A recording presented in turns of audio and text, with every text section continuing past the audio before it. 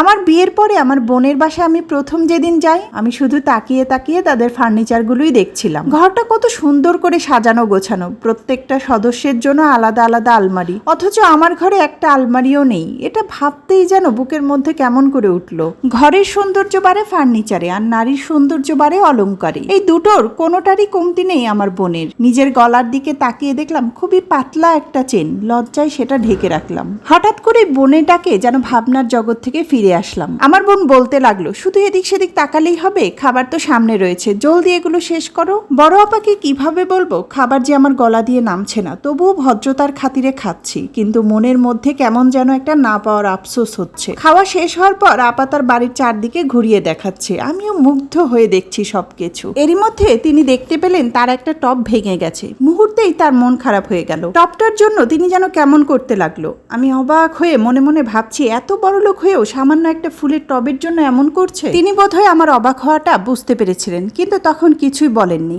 রাতে যখন আমি বিছানায় শুয়েছিলাম তখন আপা ডেকে ছাদে নিয়ে গেল। বলল, জানো এই যে এত সুন্দর বাড়ি, প্রত্যেকটা শৌখিন জিনিস দেখতে পাচ্ছ, সবগুলোই আমার ধৈর্যের ফল। তোমাদের ভাইয়ার বেতন শুরুতে কিন্তু তেমন একটা বেশি ছিল না। তার বেতনে প্রয়োজনীয় জিনিস হলেও শখের জিনিস কিছুই কিনতে পারতাম না। আমি রোজ তার থেকে টাকা চেয়ে রাখতাম। তবে তোমার ভাইয়াও সাহায্য করেছে, আমাকে টাকা জমাতে দিতে কখনোই কার্পণ্য করেনি। যখন যা পেরেছে তাই দিয়েছে, কখনো বেশি কখনো একেবারে কম। আমার শখের জিনিস কিনে দেওয়ার জন্য তার মনেও ছিল অনেক আগ্রহ। আস্তে আস্তে জমানো টাকার পরিমাণ বাড়লো, তোমার ভাইয়ার বেতনও বাড়তে শুরু করলো।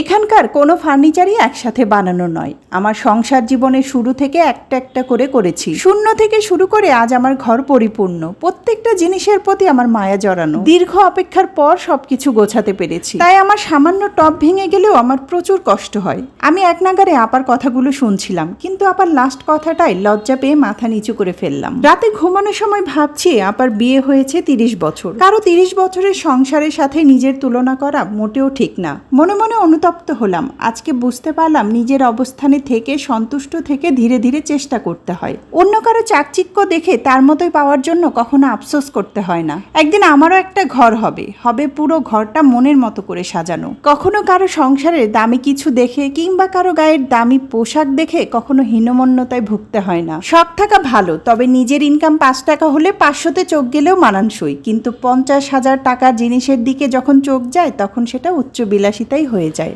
লেখাটা কে লিখেছে জানি না, তবে মন ছুঁয়ে গেল। আমাদের মেয়েদের মধ্যে এই সমস্যাটা সবচেয়ে বেশি। আমরা আমাদের সাধ্য যাচাই না করে অন্যের সুখ স্বাচ্ছন্দ্য আর বিলাসী দেখে আফসোস করি। আবার কেউ কেউ তো হিংসাও করে। আসলে কারো সংসার এমনিতেই গোছানো, পরিপাটি আর দামি জিনিসে ভরপুর হয়ে থাকে না। এর পিছনে অনেক শ্রম, ত্যাগ, কষ্ট থাকে, যা আসলে দেখা যায় না। আসলে অন্যেরটা দেখে আফসোস না করে নিজের সাধ্যের মধ্যে সাজিয়ে গুছিয়ে সংসার করুন, তাহলে দেখবেন অনেক শান্তি পাবেন। তো যাই হোক, কথা বলতে বলতে এখানে দুপুরের খাবার খেয়ে নিচ্ছিলাম। আজকে দুপুরে ছিল সাদা ভাত, সাথে ছিল মাংসের ঝোল। তো খাবার খেতে খেতে আজকের ভিডিওটি এখানেই শেষ করছি। এতক্ষণ সাথে থেকে পুরো ভিডিওটি দেখার জন্য সবাইকে ধন্যবাদ। কথা হবে নতুন কোনো ভিডিওতে, সে পর্যন্ত ভালো থাকবেন সবাই। আল্লাহ হাফেজ।